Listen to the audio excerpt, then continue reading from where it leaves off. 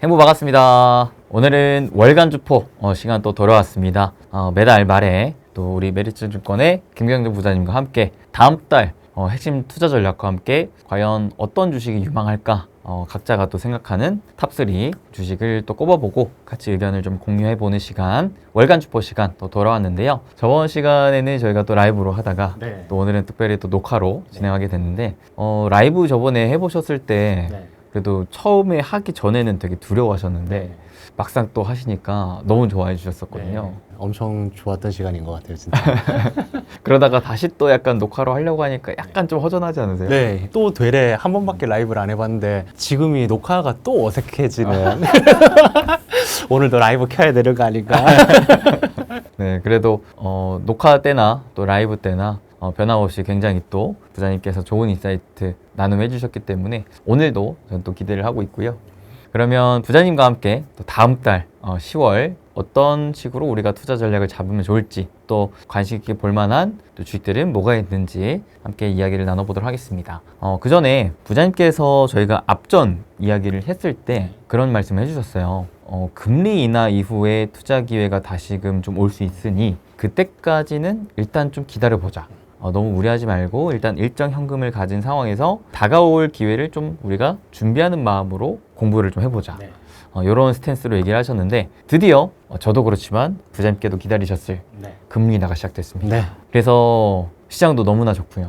또 우리가 기다렸던 또 새로운 주도주도 또 탄생하는 것 같고 그래서 오늘 참 이야기할 게 많을 것 같은데 기다리고 기다렸던 금리 인하가 드디어 시작된 상황에 부장님께서는 좀 구체적으로 어떤 투자 전략을 먼저 좀 잡고 계신지 한번 여쭙도록 하겠습니다. 지금 일단 금리 인하하면 저번에 저희가 지속적으로 계속 얘기를 나눴던 뭐 로봇이라든지 아니면 바이오라든지 결국 적자 성장주 쪽으로도 돈이 들어간다라는 거를 하나를 두고 그러면 이게 선택적인 부분이 될 거예요. 이 부분에 많이 힘을 실을지 비중을 실을지 아니면 일부를 둘지 같은 경우에서 저는 일부를 두는 방향으로 왜냐하면 저번 시간 뭐 아니면 그 이전 1년 전에도 그렇고 바이오 같은 경우에는 물론 이제 토모큐바라는 특수한 종목이 있지만 거지존을 질환은 보로노이 그리고 알테오젠, 리가캠, 알보리를 중심으로 이제 그 다음에는 뭐 올릭스라든지 ABL이라든지 저희가 다 아는 종목 가지고 붙일 거를 붙여 나가고 그 시기를 이제 기다리면서 밑에서부터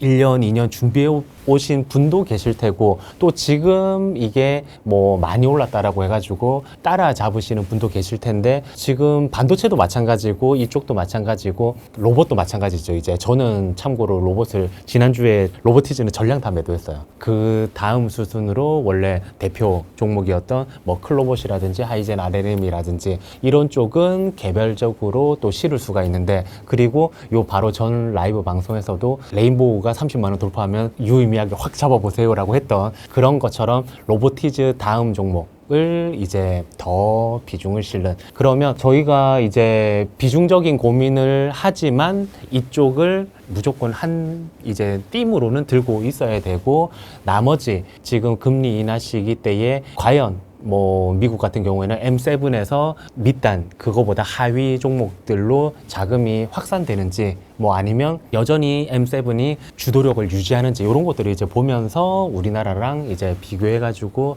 약간 믹스를 할 텐데 아직은 제 생각에는 저번부터 이제 지속적으로 말씀드렸던 캐펙스 확대와 배당이라든지 또는 R&D라든지 이 모든 것을 들어오는 현금 흐름으로 다 충당할 수 있는 금리 인하됐다라고 해가지고 적자 성장인 애들이 무조건 훨씬 좋고 뭐 이쪽은 이제 지는 해고 이렇게 이분법적으로 보실 게 아니라 이쪽은 여전히 너무나 지지 않은 태양이다 라고 보시면서 제가 그래서 그 이전에 엔비디아가 뭐 급락온 날 바로 다음 날에 방송을 했음에도 불구하고 그 엔비디아 걱정은 연예인 걱정이나 다름없다. 그 전교 1등이 한 문제 틀렸다고 해가지고 거의 선생님이 빠따를 치려고 하는 거나 마찬가지다. 시장의 하락을 그렇게 표현을 했는데 그렇기 때문에 오히려 이렇게 여차저차 설명들 굳이 그것까지 끌어당겨서 지금은 드릴 부분은 아니니까 그런 것들을 믹스해서 그쪽은 그쪽대로 굳건히 챙겨가고 그 로봇 바이오라든지 또는 이게 신규 상장이 될 수도 있는 거고 그 새롭게 이제 자금이 도는 쪽이 분명히 나올 거예요. 그 양축을 중심으로 우리가 운용을 해야 된다. 그리고 중간 단에는 뭔가 정부 정책 쪽이 될 수도 있고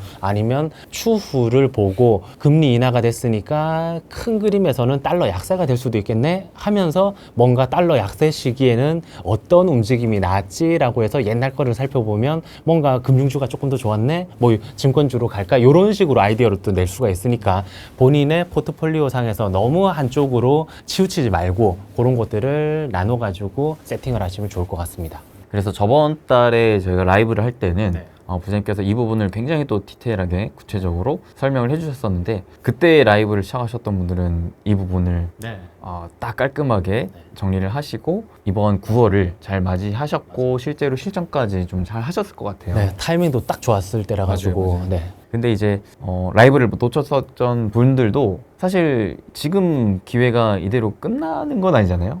끝나는 건 아닌데 막 지르기도 조금 애매하긴 한데 네. 지금부터 당연히 한 달로 끝날 게 아니기 때문에 이제 차곡차곡 준비를 충분히 하실 수가 있습니다. 지금부터.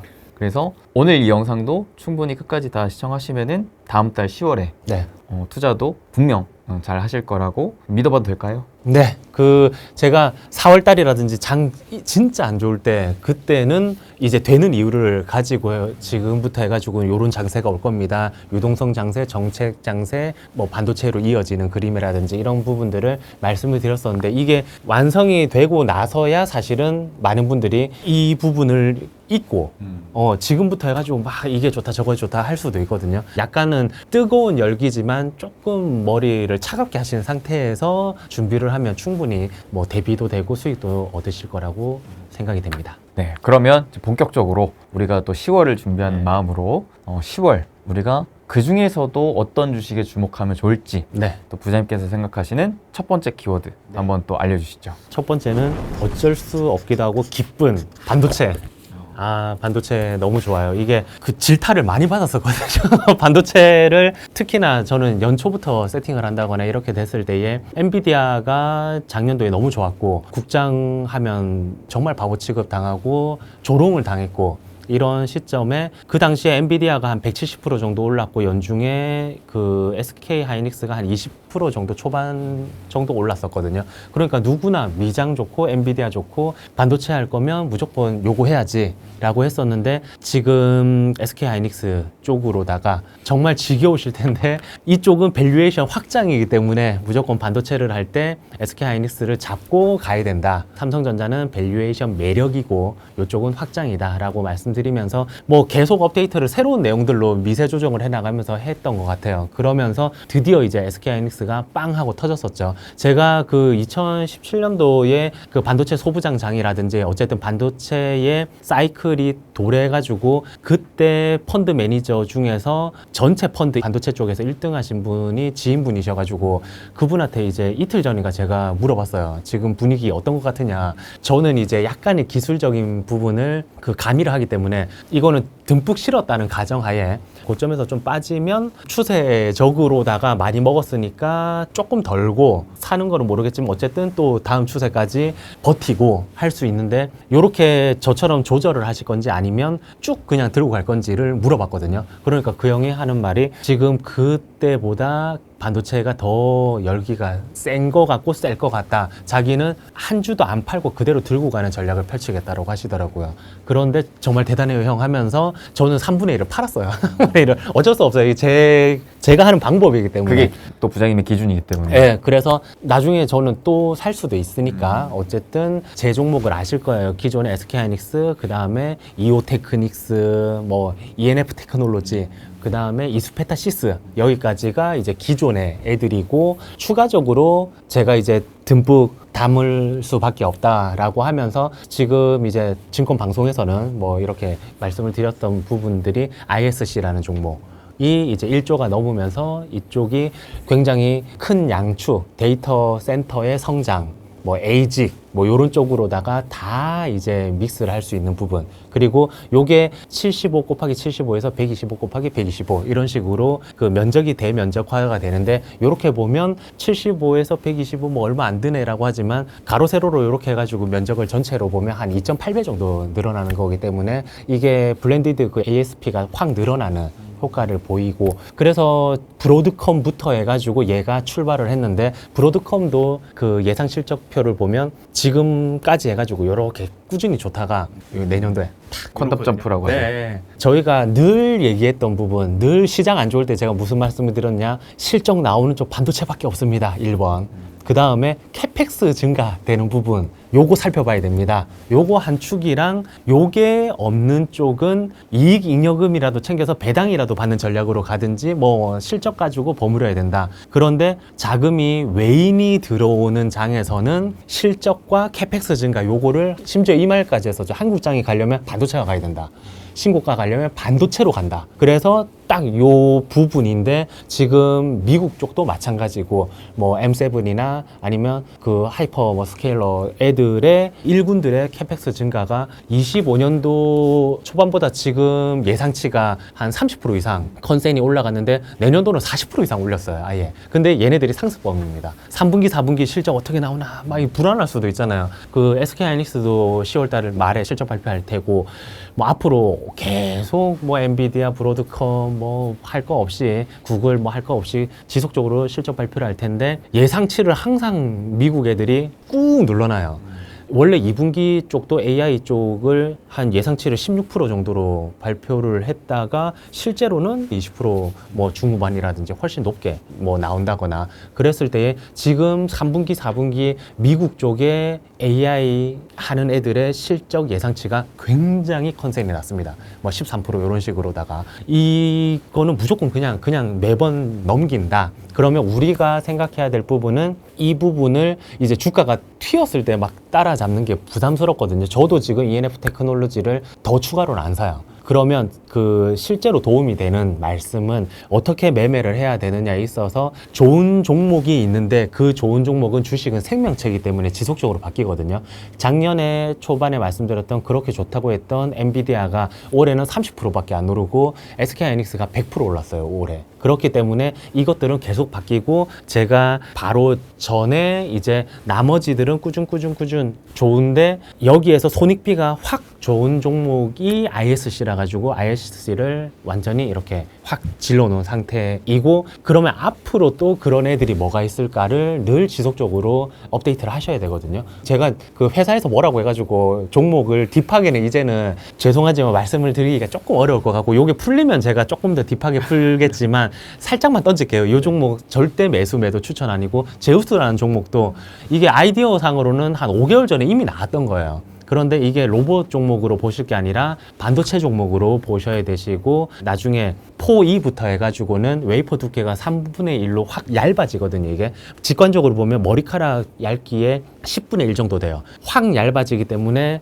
잘 부서지거나 휘거나 뭐 하겠죠, 이게. 그렇게 되기 때문에 이게 캐리어 웨이퍼라고 해가지고 요거를 지지대 역할을 하는 거를 붙인 다음에 가서 나중에 요거를 다 처리하고 나서 다시 떼야 되거든요. 떼는 거를 디본딩이라고 하는데, 그쪽으로다가 굉장히 월등한 기술을 가지고 있다. 그래서 요거는 나중에 3사가 닿습니다. 너무 딥하게는 힘들어요. 그래서 마이크론이 내년에 한 400조 정도로 투자를 하는 쪽이 있고, 마이크론도 오케이. 그 다음에 삼성전자는 3부터 해가지고 3D 본딩, 디본딩 요쪽을 신경을 써야 된다. 딴 쪽도 마찬가지다 하면서, 그리고 요즘에 인텔이 갑자기 확 올랐죠. 엔비디아랑 하면서. 그렇죠. 얘가 하반기 때라든지, 이거에 오프 더 레코드인지는 모르겠는데 그 하반기 때 인텔 향 수주가 있다라고 합니다. 그래서 어쨌든 요즘 로봇 너무 좋으니까 로봇이 올라가서 로봇으로 갔겠지라고 생각할 수도 있지만, 그것보다는 그냥 전고점을 발라버린다. 앞으로 일봉 보지 마시고 월봉으로 보시면서 그냥 확 갈 수도 있다. 매수배도 추천은 절대 아니고, 그리고 ISC도 저는 계속 상승 불타기라면서 계속 큰 물량을 바로바로 실어버리거든요. 이것도 마찬가지로 제 이제 그런 가격보다는 훨씬 좀 올라왔지만 구분을 해야죠. SK하이닉스 지금 확 더 살래? 아니면 ISC 확 더 살래? 하면 저는 ISC를 확 더 산다. 그러면 끝으로 미국 쪽에서 캐펙스 증가 오케이 뭐 1군 그리고 2군들의 AI나 클라우드 캐펙스도 확 증가한다. 다 좋고 우리나라도 심지어 낸드랑 D램까지 다 붙고 뭐 온갖 거 다 좋다. 뭐 난리가 났잖아요, 이게. 그게 다 좋은데 그것뿐만이 아니라 OBBBA 요 법안이 있잖아요. 그로 인해 가지고 금리 인하를 하면 싸게 돈을 확 빌릴 수가 있는데 빌린 거를 이쪽으로다가 설비 투자를 확 해버려도 그거를 바로 1년에 감가상각을 다 때려가지고 법인세를 확 낮출 수가 있거든요. 그렇기 때문에 그런 부분까지도 늘 믹스가 된다. 그러면서 반도체 사이클은 짧게 끝날 게 아니다. 지금은 아직 반도체는 그런 순간이 아닌데 조방원 같은 경우에 갈 때 제발 신고가에 잡지 말고 눌림 올 때 ETF 형식으로 잡으셔가지고 끌고 가라라고 말씀드렸듯이 지금 반도체는 이미 간 종목들도 좋지만 손익비를 계산하셔가지고 지금 좋은 거 플러스 SK하이닉스 같은 경우에 만약에 빠져주면 요 바로 전에도 오히려 빠지면 땡큐합니다. 손익비가 3배로 훨씬 좋습니다. 라고 말씀드렸는데 지금은 거기서부터도 한 30% 이상 올랐기 때문에 손익비를 논할 구간은 아니지만 장기적으로 보면 어쨌든 그런 순간순간을 이용을 해야 된다. 그리고 반도체가 꺾일 때는 제가 말씀을 드릴 테니까 그 전까지는 조금 힘을 줘가지고 끌고 가시는 게 좋을 것 같아요. 저번 시간에 이제 반도체 소부장 관련해서 네. 부장님께서 이제 네. 직접적인 종목에 대한 언급은 조금 못 하신다고 했지만 네. 왜냐면 그때 또 관리하시는 분들 모아가는 구간이었어가지고 네, 어쩔 수 없었어요. 그때 힌트를 다 주셨잖아요. 그 힌트를 받고 저희 구독자분들께서 열심히 공부하셔서 찾은 종목이 ISC이긴 했거든요. 라이브 방송 때 한 분이 이거 아니에요? 하는 것까지 봤어요. 근데 안 본 척 했어요. 표정 관리 안 될까봐. 그래서 이랬었는데 엄청 예리하십니다. 전화 오셔가지고 실제로 그거 아니냐고 하신 분도 계셨고.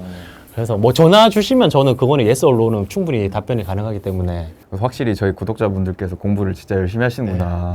이걸 또 캐치할 수 있었고, 근데 ISC 같은 경우에 참고로 그 사업 분야에서 또 경쟁하는 기업이 리노공업 있지 않아요? 근데 리노공업이랑 비교했을 때 또 ISC를 택하신 이유가 있을까요? 다른 기술적인 부분은 다 제껴두고 저는 이제 트레이더로서는 전체 시가총액에서 시가총액이 ISC가 상당히 이제 리노공보다는 낮은 상태에서 거기에서 대주주가 차지하고 있는 비율을 계산해가지고 유통 주식 수가 나올 거잖아요. 제가 운용하고 있는 또 비율이 있으니까 그거를 어떻게 딱 하면 어느 정도 가격이 점프가 되고 제 고객분들이 안전마진이 어느 기간 얼만큼 생길까.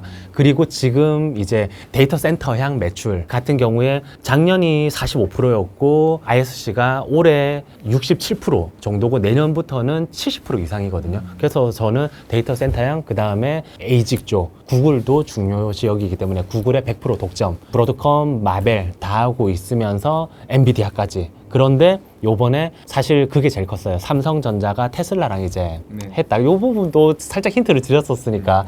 그러면서 그쪽이 전부 다 M16 요 칩에 있어가지고 FSD 자율주행 칩이었었는데 그쪽을 대부분 얘기가 합니다. 그 부분이 딱 나오자마자 저는 사실은 그거 확인하고 팩트 체크하고 그러면서 만약에 FSD 쪽을 상당히 잘 수행을 해냈다라고 하면 나중에 이제 테슬라가 하는 더 큰 물량도 얘가 할 가능성이 크고 하기 때문에 이거는 무조건 그냥 완전히 질러야 되겠다 해가지고 크게 이제 일을 저질렀죠. 네. 그렇군요. 네. 그래서 확실히 또 반도체 특히나 이 SK하이닉스 중심으로 한 HBM의 다음 또 선단 공격 쪽으로 많이 집중하시는 듯한 느낌을 좀 받고 있고 확실히 그 부분에 있어서 부장님 같은 경우에 트레이딩도 주로 많이 하시지만 기본적으로 보는 방향 자체가 좀 긴 방향보다 또 큰 방향을 보시는 것 같다라는 생각을 좀 다시금 하게 된 것 같습니다. 그러면 수빈님은 지금 첫 번째로 다음 달 어떤 섹터를 주목하고 계신가요? 제가 이제 다음 달 10월에 또 가장 주목하고 있는 첫 번째 섹터는 역시나 반도체입니다. 네. 사실 저희가 이 월간 주포를 같이 진행을 하면서 작년부터 은근히 겹치는 부분들이 많았어요. 그중에 대표적으로 올해 상반기에 조선, 방산, 저 PBR 요 세 가지가 굉장히 여러 차례 겹쳤었거든요. 그러다가 하반기 들어와서 처음으로 겹쳤던 게 반도체였어요. 그때 둘 다 반도체를 쓰면서 제가 반도체가 겹쳤던 적이 없었는데 여러분들 한번 주목해 보시면 좋을 것 같습니다 라고 얘기를 했는데 그 이후로부터 반도체가 난리가 났거든요. 그리고 저희가 겹치는 게 쭉 많이 간다라고도 말씀드렸었고. 맞아요. 그래서 저 같은 경우에도 반도체를 저 개인 영상에서는 조방원 다음 새로운 주도주로 얘기를 많이 할 정도로 저도 SK하이닉스 중심으로 좀 많이 말씀드렸거든요. 근데 반도체를 제가 기본적으로 좋게 봤던 건 역시나 하이닉스 관점에서 이거는 기존의 경기 민감 사이클이 아니라 이건 좀 AI를 기반으로 달라졌다. 그래서 이거는 실적 성장 사이클로 봐야 된다 라고 생각하면서 저는 하이닉스에게 더 멀티플을 줘야 된다 라고 생각하기 때문에 보통 주가가 기본적으로 실적에 비례하면서 올라가긴 하지만 주가가 한번 크게 뛸 때는 실적보다도 그 밸류에이션에 대한 리밸런싱이 나올 때 맞아요. 이 멀티플이 상향될 때 이때 주가가 팍 뛰잖아요. 그래서 저는 그거를 좀 기대한다. 왜냐면 과거 전력기기, 과거 조선이 그래야 했던 것처럼 지금 반도체 그 중에서도 HBM 부분은 안정적인 실적 상승을 토대로 좀 더 멀티플을 줄 수 있을 것 같다라는 생각을 해봤거든요. 왜냐면 글로벌 반도체 기업들이랑만 비교를 해봐도 너무 싼 거예요. 그래서 분명히 금리 인하 이후로 AI 쪽으로 더 미국을 중심으로 돈이 많이 들어올 텐데 그러면은 결국에는 또 AI인데 한국의 AI를 수혜를 받는 기업 중에 반도체가 이렇게 쌀 이유가 있나 싶어서 저는 결국에는 돈이 한국 반도체로 다시금 들어올 가능성이 높겠다라고 생각을 했고 그러던 찰나에 저는 그 부분까지는 예상하지 못했는데 삼성전자가 테슬라 관련해서 주문을 사실상 대박이 난 거죠. 그렇죠. 그래서 이거는 하이닉스만 해도 좋은데 이 삼성전자까지 기존에 못했던 파운드리 향 주문을 받으니까 요거는 한국 반도체에 진짜 난리가 났다. 그래서 안 볼 이유는 없을 것 같다 라는 생각을 해봤고 대신에 저는 하이닉스를 중심으로 볼 거냐 삼성전자를 중심으로 볼 거냐에 대해서 투자 전략과 종목군이 달라져야 된다고 생각을 하는 입장이거든요. 그래서 비교적 하이닉스 쪽을 보실 거면은 좀 더 장기적인 관점, 저는 솔직히 그 부분을 선호하긴 해요. 안정적으로 내가 자신있게 비중 투자해서 끌고 갈 수 있으니까. 그래서 부장님께서도 말씀하셨던 HBM 4E 이후로 왜 또 선당 공정에 누가 기술 경쟁의 격차를 또 벌릴 수 있느냐, 이런 부분에서 특히나 저는 이 소재 부품 쪽으로 기회를 잡아가지고 쭉 끌고 갈 수 있는 게 좋지 않겠냐. 그래서 저도 대표적으로는 이스페타시스가 가장 메인인 것 같고 그 다음으로는 이제 소켓. 그래서 저는 개인적으로는 좀 무거운 주식도 선호하기 때문에 리노공업. 저도 오늘 조금 샀어요. 그래요? 네. 이제 첫 매수. 요거는 이제 먹은 상태로 계속 불타기 하고 있고 리노는 오늘 조금 사놓고 왔어요. 그래서 리노공업, ISC. 그 다음에 기판 쪽도 워낙 또 최근에 핫하잖아요. 그래서 삼성전기, 대덕전자. 이런 식으로 좀 세팅을 해서 장기적으로 쭉 가져가면 괜찮겠다라는 생각을 해봤고 그 다음에 삼성전자 쪽은 좀 달라요. 저는 단기적으로 봐야 된다고 생각해요. 삼성전자는. 왜냐면은 주문을 받았다 쳐도 이게 계속 이어질 수 있을까에 대한 부분은 좀 무릎인 것 같아요. 특히나 HBM 부분도 계속 테스트 통과가 과연 확실시 될까? 에 대한 부분은 저는 아직은 물음표기 때문에 일단 레거시 반도체 턴어라운드 쪽을 보면서 삼성전자를 접근하는 게 어떨까. 그 가운데 그나마 그래도 파운드리 주문을 받아서 삼성전자가 밀어왔던 투자가 다시금 재개되는 게 제가 봤을 때는 삼성전자 향 장비주에겐 좋을 수 있겠다. 그래서 저는 오히려 삼성전자보다는 삼성전자 향 장비주들을 좀 보는 것 같아요. 저도 그렇고 보통 이제 매니저들이 많이 얘기를 하는 게 그 사이클이 지나고 나서 보면 SK하이닉스를 이기는 애들이 10% 미만이더라. 수익률로 이긴 애들이. 그러면 SK하이닉스는 중장기로 끌고 가되 삼성전자는 그 베타가 이제 삼성전자 관련된 말씀하셨던 그런 장비주 쪽이 오히려 단기적으로 또 퍼포먼스가 좋기 때문에 그쪽은 그쪽대로 따로 믹스를 해주고 전략을 투트랙으로 반도체 내에서도 가져가 보면 좋을 것 같습니다. 그렇죠. 근데 이게 또 삼성전자 향 장비주들이 어렵지가 않은 게 이미 그 장비주들 시총 상위에 다 포진되어 있단 말이에요. 그냥 소부장 ETF를 사도 되고 할 정도로 종목 선정에는 또 어렵지가 않은 부분이라 저는 대신에 이쪽 분야는 워낙 또 사이클을 탈 수 있기 때문에 또 장비가 막 지속적으로 들어오는 게 아니라 그 공장 짓는 사이클에 맞춰서 확 왔다가 또 확 빠져나가고 하잖아요. 그래서 이쪽은 좀 더 트레이딩의 영역이지 않나. 근데 너무 단기적으로 가파르게 올랐다 보니까 개인 투자자들이 접근하기에는 난이도가 매우 높을 것 같아요. 그래서 저는 오히려 이쪽을 막 무리해서 따라잡기보다는 좀 하이닉스향, HBM 소재 부품 쪽에 단기적으로 좀 주가가 눌릴 때 쭉 모아놓으면서 장기적으로 가져가는 게 더 유리하지 않을까, 이렇게 좀 생각하는 입장입니다. 예상했던 대로 하반기에 저희가 반도체가 겹치면서 이번에도 그 얘기가 똑같이 나오겠다 라는 예상을 없지 않아 했어요. 그럼에도 불구하고 이렇게 또 비슷하다니 라는 생각으로 한번 또 놀라긴 하네요. 부장님께서 그러면은 삼성전자를 보는 시선 어떠하세요? 삼성전자는 위에 캡이 주가적으로 씌워져 있다라고 이제 보고, 저는 이제 제 개인 생각을 다듬을 때 항상 주변 이제 반도체 애널리스트들이라든지 아니면 실제로 운용사 매니저분들하고 소통을 이제 지속적으로 하는데, 이쪽은 그냥 캡이 씌워져 있고, 대신 그렇다고 해서 SK 하이닉스가 주가가 매력적일 때, 손익비가 잘 나올 때는 적극적으로 담아야 되는데, 지금 위치에서는 제가 3분의 1을 팔았다고 말씀드렸잖아요. 이거를 3분의 1을 팔고 나머지는 추세대로 쭉 끌고 갈래 라고 했던 부분은, 지금 제가 또 다양하게 얘기를 해보니 그 SK 하이닉스의 약간의 매니저들의 없으면 포모인 거고, 있으면 똑같아요. 그 있는 거를 똑같이 많이 담아놨다는 거죠. 이제 누군가는 SK 하이닉스만 담아놓기도 하고, 누군가는 저처럼 SK 스퀘어랑 같이 해가지고 담아놓기도 하고. 그런데 이런 거를 뭐라고 부르느냐, 교복 포트폴리오라고 부르거든요. 교복 포트.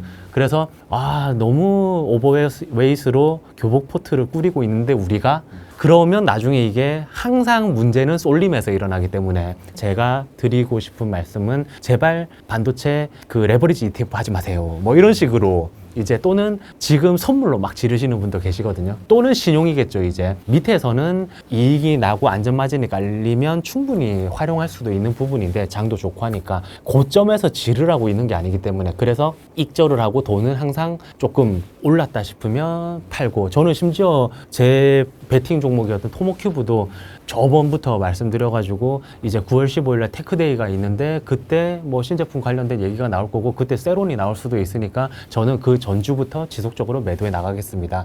그러니까 벌려고, 익절하려고 주식을 투자해 놓고, 또 그 종목들이 3개월씩 총 합하면 뭐 반년 이상 고통을 준 시간을 저희가 견딘 거는 먹으려고 견딘 거지, 그 종목을 보유하고 있는 거에 대한 안도감을 느끼기 위해서 하는 게 아니기 때문에, 반드시 익절을 하시면서 또 다른 균형 잡힌 이제 사고를 좀 해나가셨으면 좋겠습니다.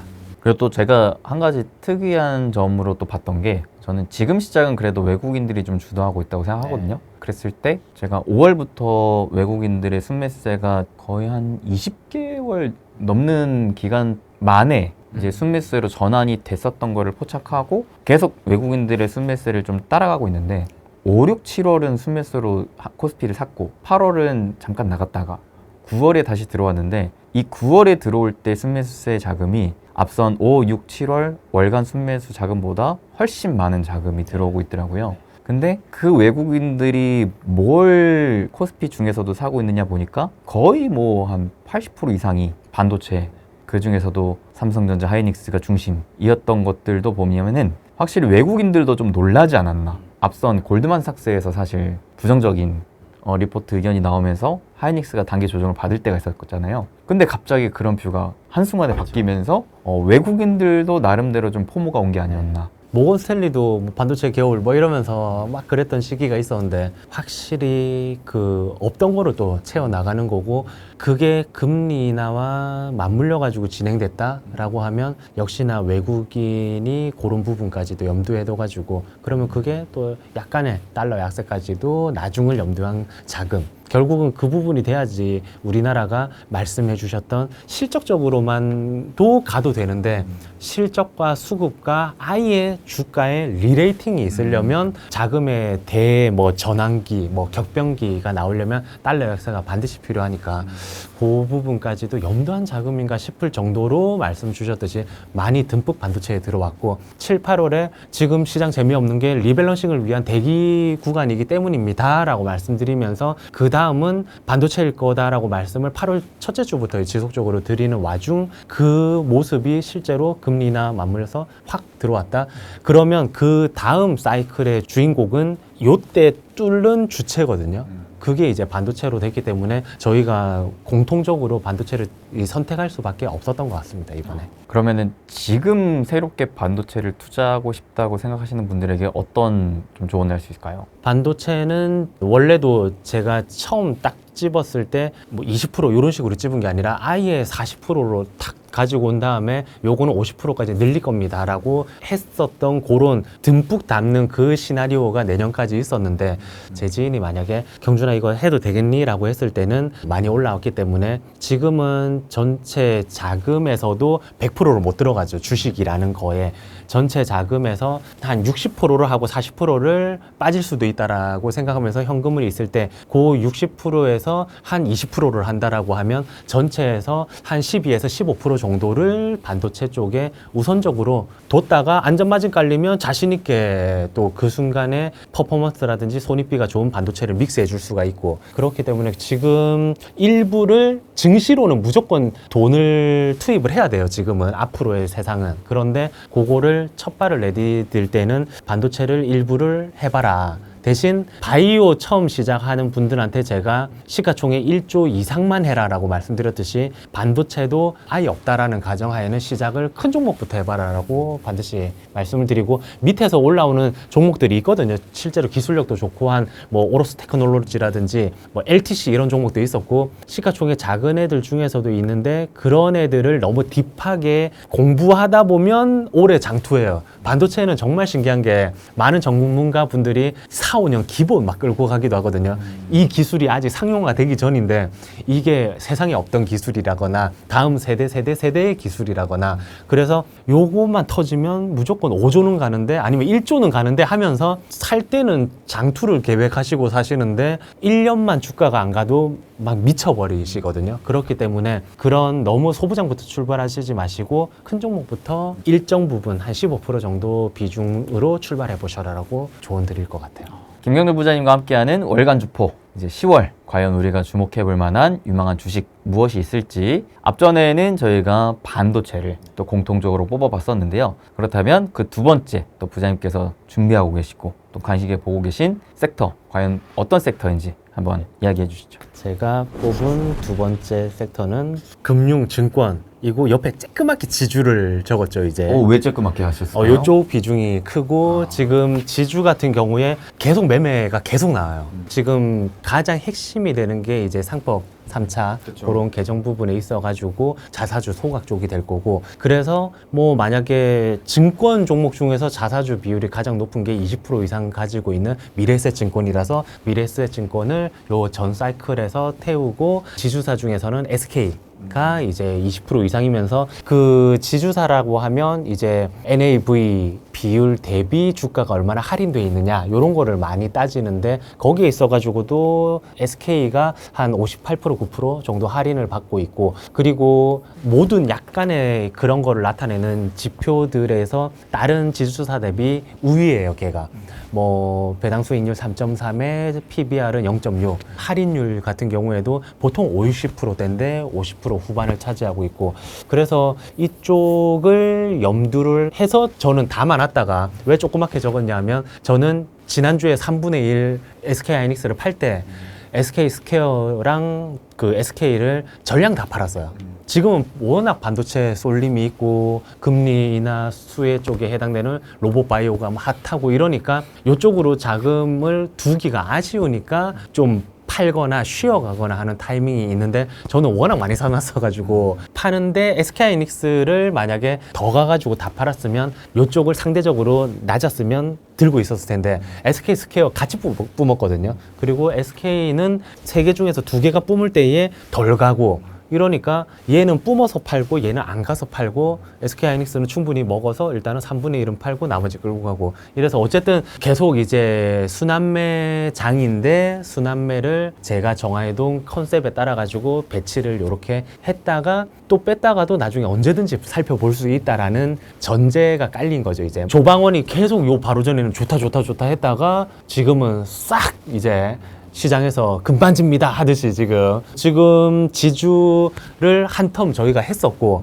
그 다음 텀에서는 더 압축돼가지고 처음에는 왕창 줘도 종목을 엄청나게 들고 왔었죠. 이제 현대지에폴리스라든지 엄청 들고 왔다가 나중에는 확 줄였다가 요것만 하던 것도 지금은 없는 상태지만 없다고 해서 안 볼 게 아니라 앞으로 딴 애들이 또 쉬어갈 때 이쪽 부분들이 부각될 수 있기 때문에 그런 컨셉에 의해 가지고 여전히 살펴는 보고 있다. 폴더는 삭제하지 않았다. 그렇게 보시면 되시고, 그 금융은 좀 크게 적어놨었죠. 이게 크게 적어놨는데 증권 요런 쪽이 결국은 약간 장기 사이클에 있어가지고 달러 약세를 이제 감안을 한다면 무슨 달러 약세야, 지금 환율 1,400원 근처인데 라고 생각하실 수도 있지만, 원래 주가는 쌀 때 사서 비쌀 때 팔고 환율은 고환율에 사서 요때인 거거든요. 이게 지금부터 아이디어를 출발을 해놔야 되기 때문에. 그런데 실제로 상반기 때 2025년 1월부터 6월 달까지 상반기 때를 보면 원화 강세가 역대 세 번째였어요.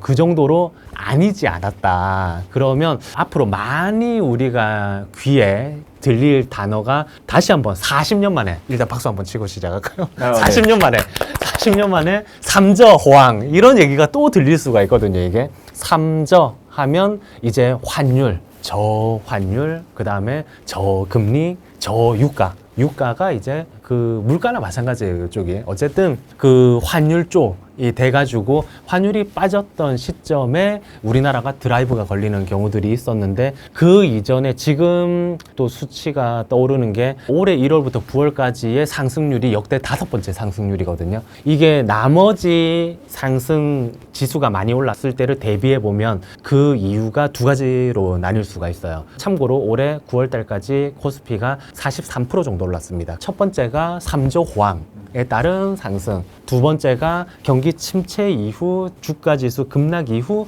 반등, 요 두 가지의 큰 상승을 보였었거든요. 코스피가. 그랬을 때 경기 침체입니다가 아니잖아요. 지금은. 그러면 우리가 주목했던 금리가 내려가네, 그리고 나중에 유가도 지금 뭐 100불, 120불 얘기가 나오는 게 아니잖아요. 유가 잡아놓고 있고, 그러면 결국 우리가 살펴봐야 될 부분은 환율이 약세로 도는가, 요 한 포인트만 잡아두시면 되세요. 경기 침체를 논할 때의 애널리스트들이 지금 상황에서 가장 많이 보는 게 물가입니다. PC라든지 물가만 이렇게 놓고 물가 지표만 안 튀면 지수는 계속 갈 거야 라고 가정을 하고 있거든요. 그러면 그거는 기본적인 수치인데, 환율적인 부분은 정말 그레이트 로테이션이거든요. 엄청나게 크게. 그래서 제가 박수를 치고 출발했고 40-50년 만에 일어나는 일이고, 두 가지를 말씀드릴 때에 그 이전에 3조 호황으로 주가가 빵빵빵 텄을 때는 86년, 7년, 8년도였었어요. 60%대, 70%대, 90%대 주가 상승이 있었거든요. 주가 상승이 무섭게 연 단위로 있었는데 요번이 43%다. 그러면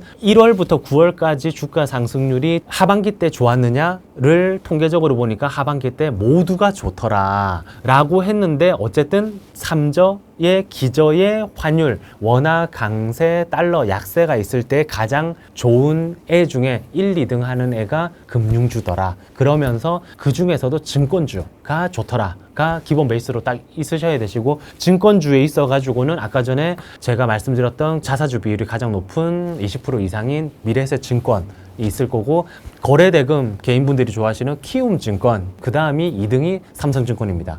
그리고 밑에가 뭐 한국금융지주가 있기 때문에 종목을 나누실 분들은 요 네 종목만 하시는 거지, 나머지 뭐 이상한 잡다한 메리츠는 좋습니다. 메리츠는 잡다하지 않아요. 오늘 그 질문을 받았어요. 제가 오늘 삼성증권 사고 나왔거든요. 미래에셋에서 원래 있었고 삼성증권은 오늘 신규 매수로 사고 왔는데, 왜 메리츠 안 사고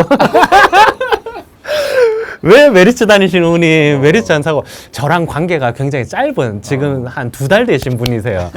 2년 이상 되신 분은 그런 질문을 안 하실 텐데 정말 눈치 없게 왜 메리츠 증권 안 사느냐 했을 때, 그거는 약간 컨셉이 다르다. 그거는 버크셔 해서웨이처럼 그냥 정말 장투로다가 끌고 가는 한국형 뭐 워렌 버핏 종목이다라고 생각하시고 하시는 거고, 지금 요 컨셉에 맞춰가지고 빵 틀 종목들은 예탁금이라든지 이런 거, 회전율이라든지 이런 쪽을 봐야 되기 때문에 이제 그렇다 말씀드리면서, 저는 어쨌든 삼성증권이지만 뭐 대동소이합니다. 지금 위치에서 좋았던 게 삼성증권이라서 삼성증권이고, 요 바로 직전이 미래에셋이자 미래에셋 때 뭐 한금지가 있었고 그 아직 키움은 저는 그 이전 사이클에 한번 했었고 지금은 안 했지만 어쨌든 그런 조합들이 있다라고 말씀드리면서 지금 어쨌든 증권주가 향후에 갑자기 말씀드려서 조금 혼란스러우실 수도 있는데 예전부터 저희가 버블 지금이 버블인가요? 아니면 버블이 오나요? 언제가 버블로 보죠? 라고 했을 때에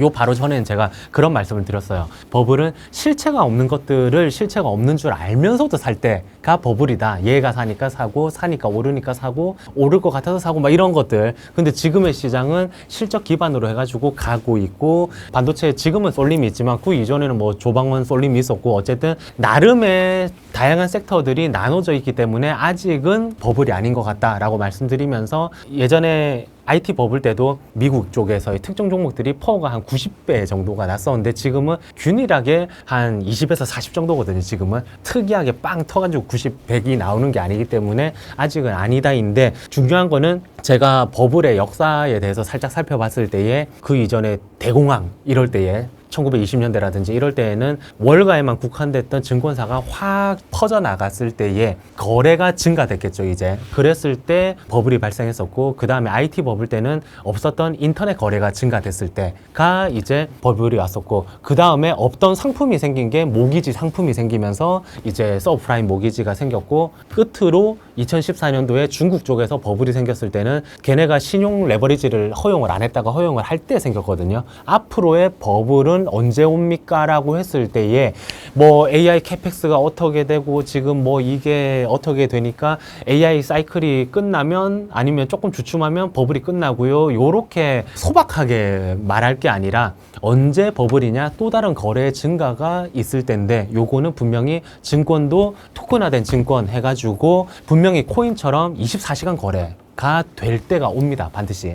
저는 어떻게 출퇴근을 해야 될지 모르겠는데 그런데 어쨌든 24시간 그리고 주 5일 거래가 아니라 주 7일 거래가 반드시 생겨요, 이거는. 그러고 결제일도 지금 D 플러스 2일인데 요게 당일 결제로 코인처럼 바뀌고 쪼개가지고 뭐 주식을 산다거나 뭐 어쨌든 소액 결제가 되는 측면도 있을 수가 있고 어쨌든 굉장히 다양한 방법으로 거래가 증가될 게 아직도 많이 남았거든요. 그러면 증권주를 달러 약세 때에 외국인이 들어오는 순간에 지수가 고점을 찍어 나가는 모습 속에서 담아도 되지만 이런 새로운 거래 증가와 새로운 버블 이게 2030년도에 올지 35년도에 올지 어쨌든 지금 제가 드린 말씀을 각인을 딱 하신 다음에 지금은 12시간 거래인데 16시간으로 됐네 20시간으로 됐네 24시간 됐네 할 때까지 계속 증권주 하셔도 되실 것 같아요. 어떤 의미에서는 반도체에서 버블이 오는 게 아니라 증권주에서 버블이 올라나 저 이 생각까지 할 정도로 제가 MBTI가 N이라 가지고 상상력이 풍부하거든요. 저는 S인데. 그래서 제 와이프가 S거든요. 그래서 굉장히 제가 상상의 나래로 갈 때 그쪽에서 잡아 끌어내리면서 현실을 살아라라고 조언을 해주시는 분이 제 와이프라서 어쨌든 증권을 그런 식으로 듬뿍까지는 아니지만 어쨌든 장기적으로 굉장히 유망하게 보고 담으셔도 된다라고 봅니다. 네, 그러면 수빈님은 두 번째가 뭔가요? 네, 사실 10월 그 이후로도 장기적으로 유망하게 보는 두 번째 파트 이번에도 겹쳤습니다. 이거 같이 들어볼까요? 금융, 증권. 이제 부장님께서는 지주를 조그맣게 쓰셨는데 저는 좀 뺐습니다. 빼버리겠습니다. 네. 조금 더 선택과 집중을 하고 싶어서 금융 중에서도 저도 이제 증권을 좀 좋게 보는 입장인데 사실 증권을 저는 투자를 직접적으로 해본 경험이 그렇게 많지가 않아요. 왜냐하면 기본적으로 무겁다라는 생각이 있어요. 맞아요. 그러니까 이게 공격형 포트가 아닌 안정형 포트라는 생각이 들고 또 배당도 많이 주고 하니까 맞아. 그리고 증권주가 뭐 많이 성장해봤자 라는 생각을 하다 보니까 기본적으로 성장주를 좋아하는 저한테는 그렇게 좀 매력적이지 않은 투자처였기 때문에 증권주를 저는 코로나 그 대상승장 때 한 번 처음으로 투자를 해보고 그 이후로는 거의 보지도 않았는데 이제 좀 다시 보려고 했던 포인트가 저는 올해 하반기 핵심 투자 전략을 잡을 때 가장 메인 키워드로 삼저우항을 잡았습니다. 오.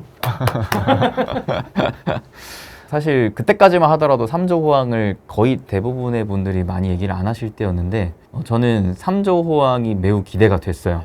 말씀하셨다시피 이제 4, 50년 만에 분명히 이번엔 좀 기대가 될 것 같다라고 생각했던 포인트는 3조 호황이라는 게 결국에는 저유가, 저환율, 저금리가 나와야 되는데 저유가는 확실히 트럼프가 딱 꽉 잡고 있다고 생각했고 그 다음에 저환율은 미국이 금리를 내림에 따라서 시간이 지남에 따라 자연스럽게 되지 않겠나라고 생각을 했어요. 그래서 당장 올해에는 힘들겠지만 시계열을 한 3년 정도로 길게 봤을 때 내년 이후로부터는 차근차근 우리가 좀 기대를 해볼 필요가 있지 않겠느냐. 길어도 5년 안에는 그래도 한 번쯤은 오겠지 라는 생각을 좀 해봤어요. 그래서 3조 호황을 미리부터 좀 준비를 해놔야 되겠다. 그 3조 호황 시기 때야말로 한국 증시가 그야말로 불을 뿜을 때니까 그냥 강세장이 아니라 진짜 대세 상승장으로 가는 시기다 보니까 요거를 좀 미리미리 준비할 필요가 있겠다 싶었고 그래서 저도 과연 3조 호황 때 어떤 주식이 강했는가 그 4, 50년 전의 데이터를 봤더니 확실히 저 PBR 중에서도 금융,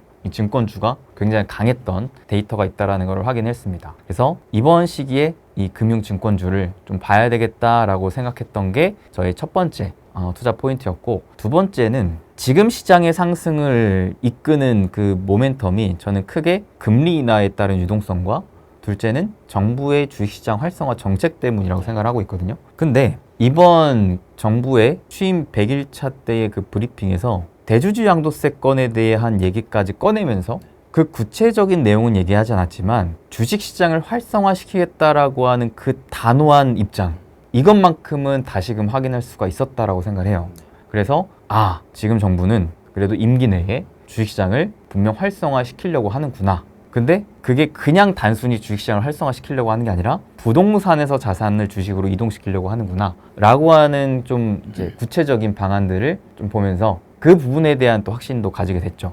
결국에는 주식시장이 지금까지 또 우리나라 입장에서 그렇게 좋지 않았었던 이유 중에 하나가 대한민국 대다수의 국민들이 돈을 은행 또는 부동산에 묻어놨기 때문이었는데 이거를 금리를 인하하면서 은행에 대한 매력이 없어지게끔 만들고 또 부동산에 충분히 자금이 들어갈 수 있는 부분들을 규제로 막으며 주식시장으로 이동시키려고 하는 움직임을 보여주다 보니까 요거는 이 흐름을 봐야 된다라고 생각을 했습니다. 그래서 저는 하반기 그 핵심 투자 전략을 저는 오프라인에서 좀 강의를 하면서 어떤 얘기까지 했냐면 이거는 이제 좀 오프 더 레코드였긴 했는데 지났으니까 얘기하자면 저는 대다수의 분들이 주식 투자의 그 비중을 얘기하실 때 내가 전체 자산 중에 주식을 얼만큼 비중을 갖고 하느냐 그 비중 중에서 비중 몇 프로를 어떤 섹터에 담느냐 그러니까 주식 비중 100%가 내 전체 자산 100%가 아닌 거죠. 그렇죠. 주식 투자의 비중 100%로 담는다라는 것은 사실 전체 자산으로 봤을 때 절반도 안 되는 경우가 많았는데 저는 이 비중 자체도 늘릴 수 있겠다. 심지어 그 은행의 자금을 빼서 주식을 해도 좋겠다.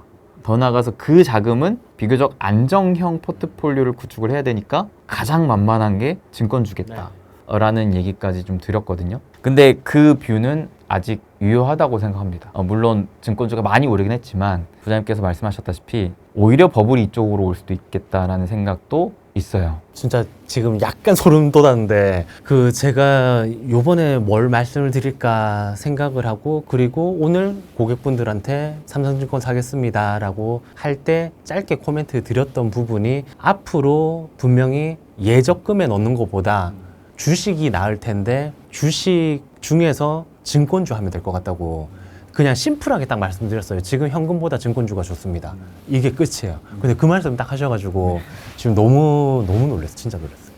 부동산은 이제 내 집 마련이라는 게 있기 때문에 그거는 쉽게 건드리기 어렵겠지만 그래도 은행에 그냥 방치해 놓은 네, 맞아요. 이 현금성 자산은 이번에 좀 굴렸으면 좋겠다. 근데 굴리는 데 있어서 진짜 막 변동성이 강한 주식은 위험 부담이 있으니까 가장 만만한 게 증권주겠다라는 생각을 했거든요. 근데 저는 증권주도 두 가지가 있다라고 생각해요. 하나는 아까 말씀하셨던 정말 이제 고객 계좌도 많고 그 다음에 주주 환원도 많이 하는 키움증권, 미래에셋증권, 한국금융주주 요 메이저 파트가 있고 그 마이너 파트는 비교적 PBR이 낮고 배당 많이 주는 부국이라든지 기타 등등 그쵸. 신형 그쵸.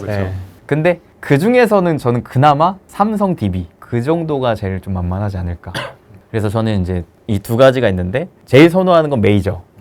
키움, 미래에셋, 한국금융주주. 근데 나는 부담이 좀 있어요 하시는 분들은 그나마 삼성 DB 이쪽이 좀 만만하지 않을까.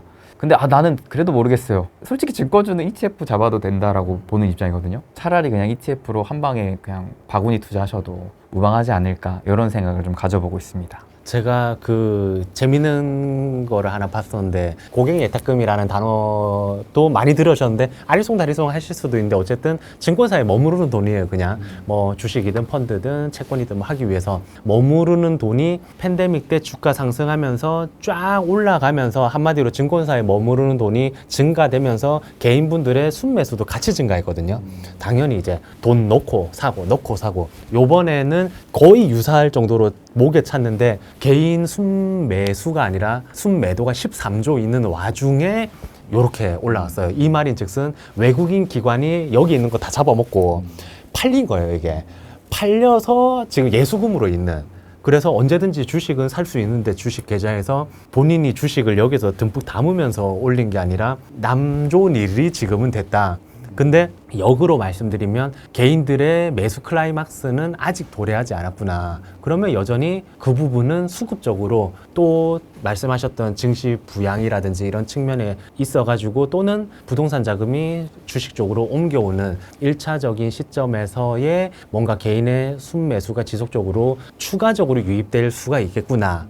인 거고, 그런 수치들을 많이 보셨겠죠. 외국인이 지금 지수를 얼마나 들고 있을까 했을 때 그 33% 정도 들고 있거든요. 이게 그 이전에 고점대가 한 38, 9% 정도였었고 가장 높았을 때를 보면 한 44% 정도까지 올라간 적도 있거든요. 그러면 지금 한 30% 후반까지는 그게 들려오실 때에 집행하시면 안 돼요. 처음 이제 주식 해보자 계좌 트고 이러시면 안 되고 지금도 안 힘들잖아요. 신고점이니까 지금 하시는 것도 늦은 거긴 한데 어쨌든 아직 수급상으로는, 그리고 말씀하셨던 여기에 컨셉에 있어가지고는 환율적인 부분, 워낙 강세적인 부분에 있어가지고도 초입 여기 부분이고, 외국인도 아직 볼륨이 남아있고 개인도 볼륨이 남아있다. 수급적으로도 초입까지는 아니지만 아직 남아있는 그 두 개가 아직 여유로울 때 말씀하셨던 그런 예적금성의 자금을 조금 현금은 앞으로 똥이 될 수도 있으니 라는 표현에 있어가지고 뭔가 진입할 때 편안하게 깔고 갈 거를 예전에는 배당받는 은행주다라고 했으면 지금은 증권주가 유리하실 것 같다라고 귀결 지을 수 있을 것 같아요. 저도 매우 공감합니다. 1, 2번이 다 같아버려. 그러니까 이렇게 두 개가 다 완전 비슷했던 케이스가 거의 없었는데 저희가 이번에 좀 심상치가 않은 것 같습니다. 뭐 이러다가 결혼할 거.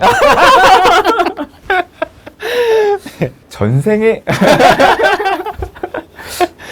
김경준 부장님과 함께하는 월간 주포 10월 또 부장님께서 주목하고 계신 그 마지막 세 번째 키워드 함께 또 공개해 주시죠. 네. 세 번째는 글씨가 좀 날아간 게 뭐를 적을까 고민하다가 순간적으로 이제 제가 세계 지식 포럼 2025에 다녀왔기 때문에 요때 느꼈던 게, 지금 증시 좋다라고 해가지고 지금은 당연히 누려야 되는데 국제 질서상에 심각한 뭔가 노이즈가 있을 수도 있겠구나 해가지고 방산을 조금은 일부 뭐 10%라든지 이런 부분을 예전에는 밑에서 이렇게 담아서 추세로 먹는 거였다라고 하면 지금은 그냥 좀 ETF식으로라든지 뭐 담아두고 쭉 보유를 해볼까라는 생각이 들었어요. 기존에는 제가 좀 자연스럽게 제 구어체로 표현하기 위해서 대본도 없이 이렇게 진행을 해봤었는데 이 부분은 제 얘기가 아닌 제가 조금 적어왔던 이제 용어로다가 보면서 한번 말씀을 드릴게요. 여기에서 많은 분들이 왔다 갔다 하셨는데, 뭐 총균세 이제 제러드 다이아몬드 교수님도 오셨었고, 뭐 2024년 노벨 경제학상 수상자분도 오셨는데, 여기에 있어가지고 우리나라를 이제 표현하는 그런 워딩이라든지 이런 것들이 굉장히 불편했어요, 저는. 그 부분을 가감 없이 그대로 거기서 막 3일간 가가지고 신라호텔에서 막 적었던 거를 한번 말씀드릴게요. 다양한 분들이 말씀을 주셨는데, 미국은 가혹한 강대국이다. 자국의 이익에 부합하는 일을 하고 이게 한국에는 결단코 좋지가 않다. 한국은 작고 최전성국이라 가지고 무자비한 강대국 질서 속에서는 힘들다. 하면서 우리는 우리에게 옳은 일을 하고자 한다. 이게 미국이겠죠, 이제.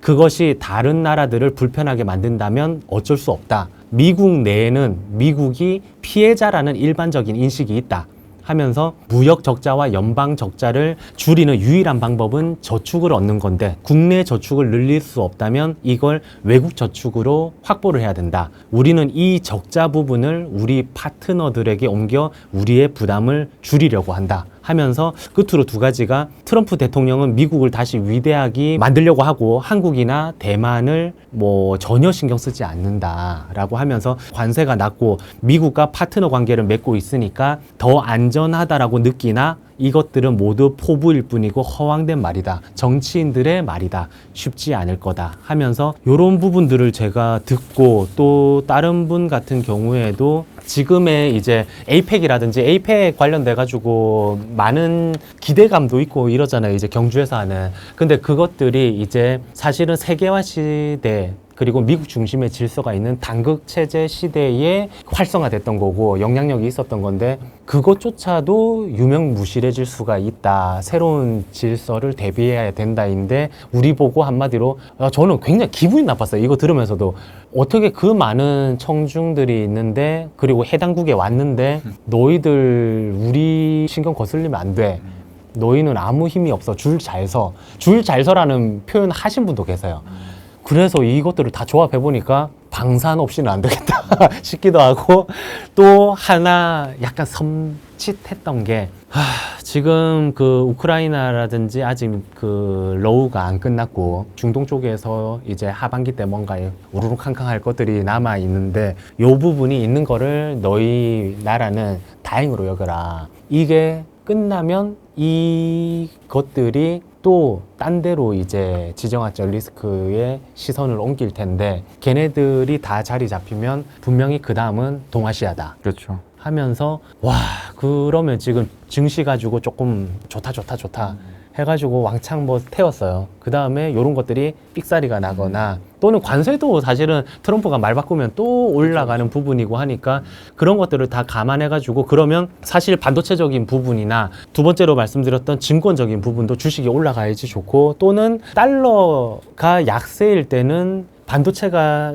좀 안 좋았었어요. 실제로는 반도체가 안 좋고 증권주가 좋았었던 거거든요. 요게 더 좋고 저게 더 좋고가 아니라 정말 다 같이 좀 안 좋을 때 그게 하필 지정학적인 리스크로 터질 때에 빅스가 밑에 있을 때 투자하시는 분들 계시거든요. 그래가지고 반짝 튀면 40에서 70% 먹고 나와요. 그냥 그런 거 투자하시는 것처럼 한번 담아놔야 되지 않나. 아니면 들고 있으신 분들 당연히 지금 많으실 테니까 딴 거를 조금 정리하더라도 요 부분은 조금 남겨둔 상태로 있어야 되지 않나가 제가 세계 지식 포럼에 참석을 3일간 이제 하면서 느꼈던 거고 실제로도 우리나라가 수출이 지금 뭐 폴란드라든지 많이 되네 하더라도 그 1, 2차 대전을 겪으면서 무기를 잔뜩 쟁겨놓고 세계대전을 치렀던 애들에 비해서는 엄청 요만한 코딱지만한 비중이거든요. 실제로 미국이 압도적으로 1등이고 그 다음에 놀랍게 프랑스 뭐 있고 독일 당연하고 러시아 뭐 이런 쪽인데 우리나라는 수출이 한 11위 정도 되고 글로벌에서 차지하는 비중도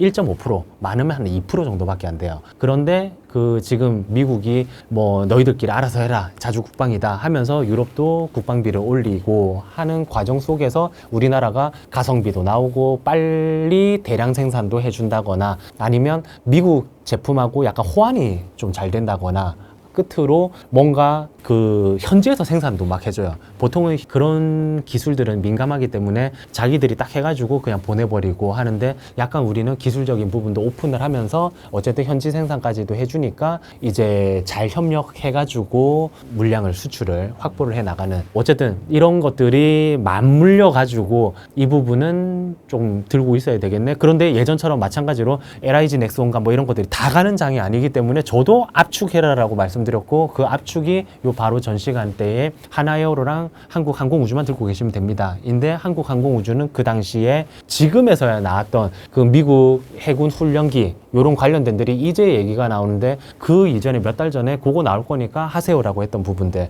그러면 지금은 제 스타일상 먹은 다음에 요 구간이 나오면 절대 비중을 일단은 덜어내고 이제 시작을 하지만 당장의 10월이 아닌 그 이후의 사이클이라든지 뭔가를 생각했을 때에 그냥 이쪽에 지속적으로 시선을 좀 둬야 되겠구나. 단기 요거 먹으려고가 아니라 좀 둬야 되겠구나를 심각하게 느꼈던 시간이었어요. 그래서 굉장히 좀 마음도 너무 힘들었었고, 예, 들으면서도 그렇기 때문에 10월이 아닌 장기적인 관점에서 준비해 보시라 한번 마련해 봤습니다.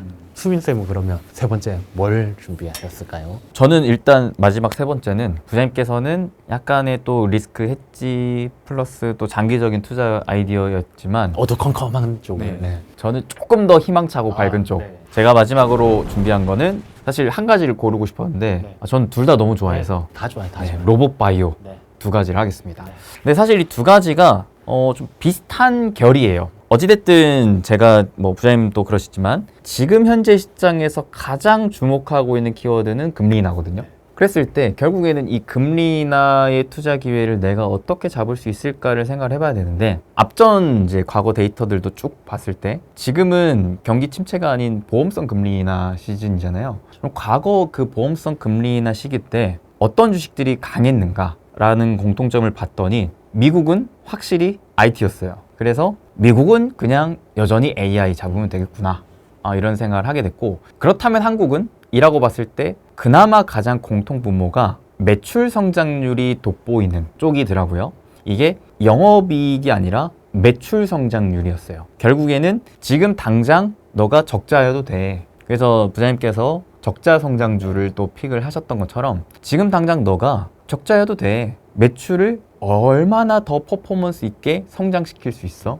금리나 그 유동성을 너가 수혜를 받아서 얼마나 더 성장할 수 있어? 이런 이제 퍼포먼스적 기대감, 성장성 이런 것들의 밸류에이션이 쭉쭉쭉쭉 붙게 되는 그런 현상이 이제 과거 한국 증시에도 보험성 금리 인하 시기 때 나왔었다라고 볼 수가 있기 때문에 제가 우리나라에 상장되어 있는 전체 이제 주식들 중에 과연 올해는 뭐 다 지나갔고 올해 대비 내년 놓고 봤을 때 매출 성장률이 두드러지는 쪽이 어디일까?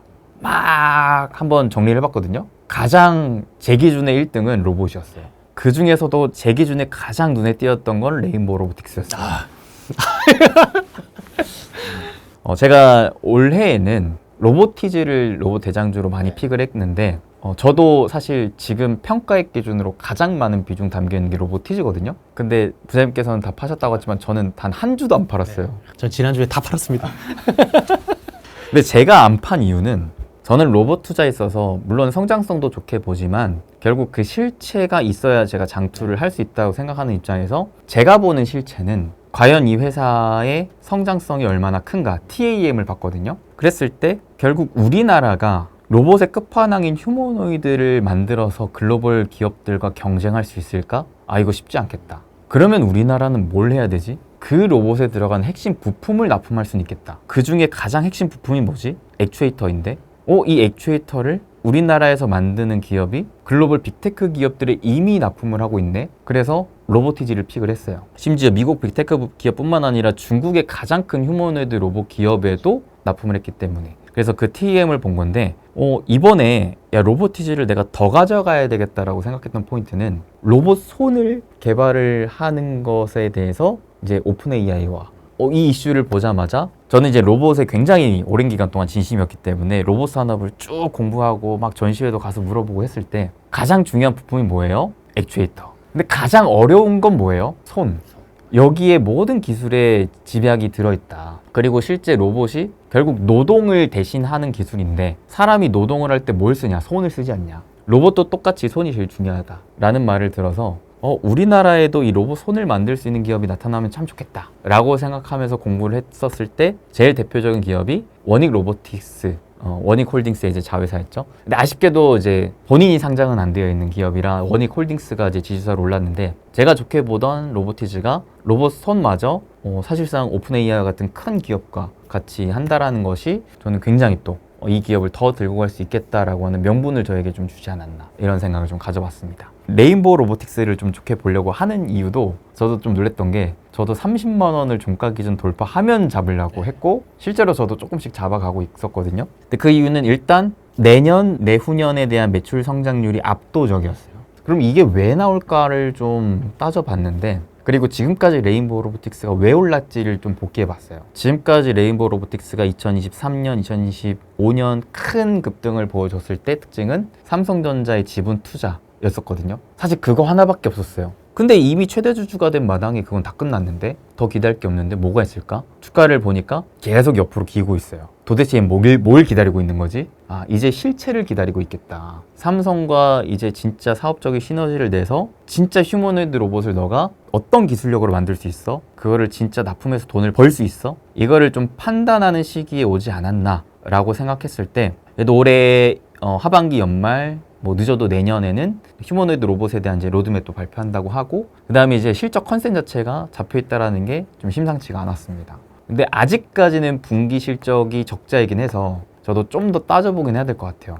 왜냐면 지금 제가 아무리 매출 성장률이 좋다고는 했지만 그래도 마냥 기대감으로만 잡을 수 있는 시장은 아닌 것 같거든요. 경기도 회복이 되고 있고 그리고 이미 로봇 분야에서 흑자와 추가적인 실적 성장을 내고 있는 기업들이 나와주고 있는 상황이기 때문에 굳이 계속 적자인 기업을 투자할 필요가 있나? 왜냐하면 대표적으로 최근에 로봇 기업들 중에서 자금 조달의 요인으로 유증하는 기업들이 많이 나오고 있거든요. 그러니까 이게 사실 투자자들 입장에서도 그걸 모르는 게 아니기 때문에 재무 상태가 좀 부실하고 흑자가 아닌 기업들에 막상 내가 비중을 투자하기가 좀 선뜻 꺼려지겠다라는 생각을 해봤을 때 레인보우 로보틱스가 그래도 좀 관심이 갔었습니다. 또 한편 바이오도 마찬가지입니다. 바이오도 분명 매출 성장에 대해서 우리가 좀 내년에도 기대를 해볼 수 있는 기업들이 많은데 저는 이제 바이오 회사 중에서는 가장 대장은 역시나 알테오젠이라고 생각하는 입장에서 알테오젠이 이번에 FDA 승인을 받았다.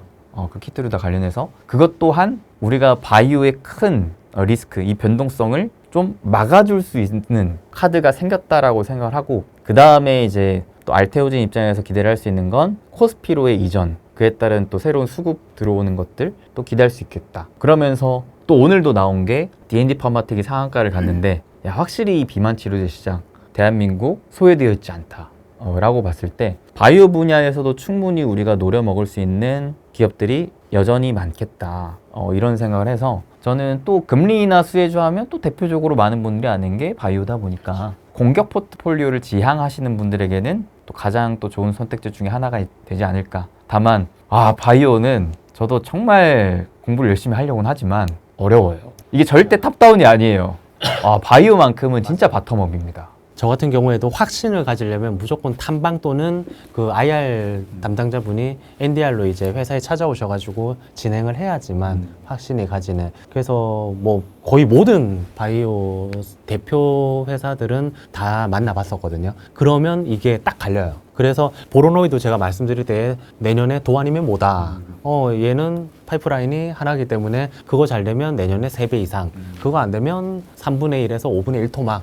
그냥 듣자마자 그 생각이 들었어요. 그래서 그런 변동성이 있으면 안 되는 고객분은 다 팔았어요. 그 분이랑 미팅하고 나서. ABL 바이오 같은 경우에는 3년 전에 이미 그런 미팅을 끝냈고 나머지 애들 그 이전에는 뭐 GI 이노베이션도 있었고 뭐 토모큐브는 말할 것도 없고 최근에 신규 상장한 단백질 관련된 종목이 있는데 그 종목도 듣고 나서는 지금 한 3천억대인데 나중에 크게 되면 진짜 몇 조가 가겠구나 그런 감은 확실히 C클래스라고 하죠. CEO, CFO, 뭐 CTO 이런 쪽을 만나봐야 되고 바이오가 은근히 단타로 접근하시는 분이 많은데 바이오 잘하시는 분들 중에서 단타 하시는 분 하나도 없어요. 하나도 없고 정말 바이오는 많이 올랐을 때나 적게 올랐을 때나 그냥 이 말씀하셨던 바텀업 하면서 계속 끌고 가다가 그 한순간에 결실을 먹고 나오는 거거든요. 맞아요. 그래서 이거는 은근히 지금 말씀해 주셨듯이 금리 인하 때에 요번에 반짝하니까 이거 먹고 나와야지가 아니라 정말 긴 시계열에서 다양한 종목들과 뭐 기업들을 살펴보시면서 깊게 공부해 보셔서 변동성이 크니까 확 실어서 단타로 막 먹고 나오고 이것보다는 일부의 비중을 공부한 핵심 종목, 선별된 종목들로 끌고 가보시는 전략을 해보시는 게 좋으실 거고 로봇도 그랬을 때의 성과가 훨씬 좋았었어요. 예. 이게 바이오 같은 경우에 많은 분들이 장기 투자가 아닌 좀 단기 매매를 많이 하셨던 부분이 저도 그랬었기 때문에 공감하는 포인트가 뭐냐면 임상 시결이 너무 길잖아요. 네. 거의 뭐 한 10년, 15년 가는데 사실 이 기간을 쭉 가져갈 수 있는 투자자가 거의 없거든요. 그리고 중요한 게 그걸 기다렸다 한들 얘가 임상에 성공할 장담이 없어요. 확률이 3%가 안 되기 때문에. 그러니까 어쩔 수 없이 이제 또 트레이딩을 하게 되는 게 있었는데 저는 거의 한 재작년부터 공부하다 보니까 이 한국 바이오 산업 자체를 달리 봐야 된다. 예전에는 실제 결실을 맺은 기업들이 거의 없었는데 이제는 정말 한국 바이오 역사가 이제는 이제 좀 무르익어서 진짜 빅파마로 도약할 수 있을 만한 기업들까지 나오는 마당이기 때문에 정말 이제는 그 결실을 맺고 그 결실이 더 커질 수 있을 만한 기업들에 장투를 해도 충분히 가능한 시기다라고 생각을 했거든요. 그래서 저도 그때부터 비중 좀 실어서 바이오 기업에 장투하고 있는데 하길 잘한 것 같습니다. 여전히 그렇게 장투를 할 만한 진짜 좋은 기업들이 좀 많이 있다라는 생각을 공유해드리고 싶은 마음이 있네요. 그러면 오늘 이렇게 또 김경주 부자님과 다음 달 10월을 준비하면서 이렇게 세 가지 각각 생각하는 탑3 섹터를 꼽아봤는데 저희가 첫 번째 반도체, 두 번째 금융증권이 겹쳤고 네. 마지막 세 번째 부자님께서는 좀 리스크 헤지 장투 관점으로 방산, 저는 지금 이 좋은 시장을 더 즐기자라는 관점에서 그 유동성을 충분히 쫙 흡수하면서 빨아 올려 땡길 수 있는 로봇 바이오를 한번 픽해봤습니다. 그러면 마지막으로 또 10월 한 달간 투자를 또 준비하시는 많은 투자자분들께 한번 조언을 짧게 해주시고 마무리하겠습니다. 지금 지수가 신고가이기 때문에 뭐 이 순간은 당연히 즐기셔야 되시고 기존 보유자분들은 익절을 해 나가시면서 익절의 재미도 한번 누려보셔야 된다. 예전에 그런 말씀 드렸죠. 주식 투자할 때 누군가한테 돈을 빌려준다라고 생각을 하자라고 하면서 그러면 투자 기간이 얼마고 얼마나 금액을 빌려줄 거고 이 빌려줄 만한 대상인가도 고민을 해보고 그렇게 해보자라고 말씀드렸었는데 그렇게 해가지고 선택된 종목들로 지금 신고가를 만약에 누리셨다라고 할 경우에는 지금은 이제 경제, 행동, 심리 이런 쪽으로도 될 수가 있을 텐데 역발상도 필요한 시기다 말씀드릴게요. 초치는 게 아니라 약간 리스크도 준비해야 되니까 세계 이제 그 이전 증시들을 살펴봤을 경우에 굉장히 높은 확률로 1970년대 이후에 연준 의장이 바뀔 때 그 해부터 해가지고 1년간 수익률이 굉장히 안 좋았었어요. 근데 내년도 5월 달에 지금 교체를 앞두고 있거든요. 그러면 파티를 요때 지금부터 해가지고 빡 해먹고 출렁출렁거릴 때에 또 당연히 출렁거리기를 바라는 쪽도 있기 때문에 우리도 익절하고 나서는 출렁거리면 좋잖아요. 이제 그때 또 다 담고 그 다음 사이클을 또 먹을 수 있기 때문에 너무 이렇게 한 방향만 보지 말자. 반도체 너무 좋다라고 말씀드렸지만 SK하이닉스를 필두로 너무 교복 포트다라고도 표현을 드렸듯이 그런 특정 쏠림이 있을 때에 또는 특정 시장에 급등이 있을 때는 그런 부분을 조금 염두에 두셔라 라고 하고 끝으로 비율을 하나를 조금만 이제 짧게 드리면 주식 투자랑 배우자를 삼는 거랑 또 비슷해요. 배우자는 당연히 건강한 사람이어야 되겠죠. 신체적으로나 정신적으로나 건강한 사람. 두 번째는 바로 예측 가능한 사람이냐.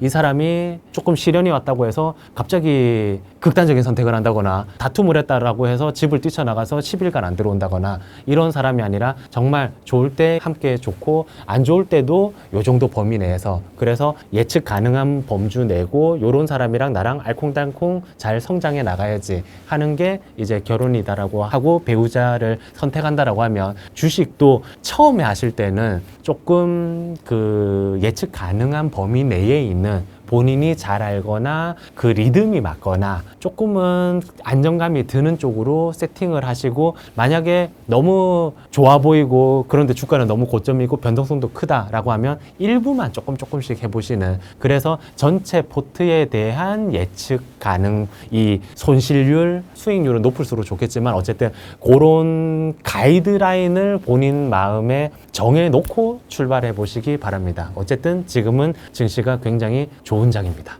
많이 수익 내시길 바랄게요. 그럼 이렇게 오늘도 메리츠증권의 김정주 부장 모시고 다음 10월 한 달간 준비하는 월간 주포 시간 가져봤는데요. 네, 오늘 이 시간 같이 함께 나눈 이야기들 여러분들의 10월 한 달간의 투자에 좋은 또 도움이 되길 참고가 되길 절대 저희를 100% 맹신하지 마시고 네, 율초나학 지금 안 가고 있습니다. 네. 죄송합니다. 2년짜리라서 네. 여러분들 투자에 최대한 활용과 참고하는 데에 사용하시길 바라겠고 여러분들 10월 한 달간 성공적인 투자 함께 응원하면서 마무리하겠습니다. 여러분 행복되세요.